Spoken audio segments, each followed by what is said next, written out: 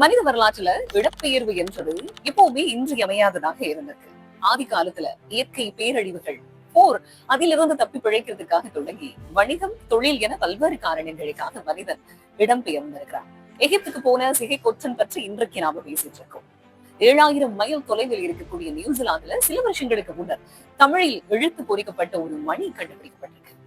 இப்படி கிட்டத்தட்ட 22 நாடுகள்ல தமிழர்கள் இன்றைக்கு இடம்பெயர்ந்து வாழ்றாங்க. இடம்பெயர்ந்த தமிழர்களுக்கு அவர்களுடைய மூதாதையர்கள் யாரு, சொந்த ஊர் எதுவாக இருந்தது, குலதெய்வம் என்ன அப்படிங்கிற சில விஷயங்கள் தெரியாம இருக்கலாம். உதாரணத்துக்கு என்னுடைய பூர்வீகம் மதுரை, தமிழ்நாடு. பிரிட்டிஷ் காலத்துல அங்கிருந்து இடம்பெயர்ந்து இலங்கையில வசிச்சுட்டு வாரு. எங்களுடைய உறவினர்கள் யாரு, எங்க இருக்காங்க, அவங்களோட எந்த விதமான தொடர்பும் எனக்கு இல்லை.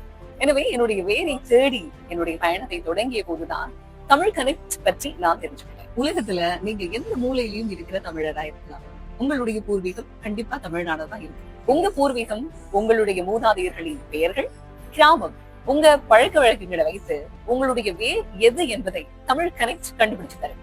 உங்களுடைய மின்னஞ்சல் முகவரியை பயன்படுத்தி இதுல நீங்க லாகின் பண்ணுங்க. உங்களுக்கு தெரிஞ்ச விவரங்களை உள்ளீடு செய்யுங்க. உங்களுடைய வேரை நீங்க கண்டுபிடிங்க.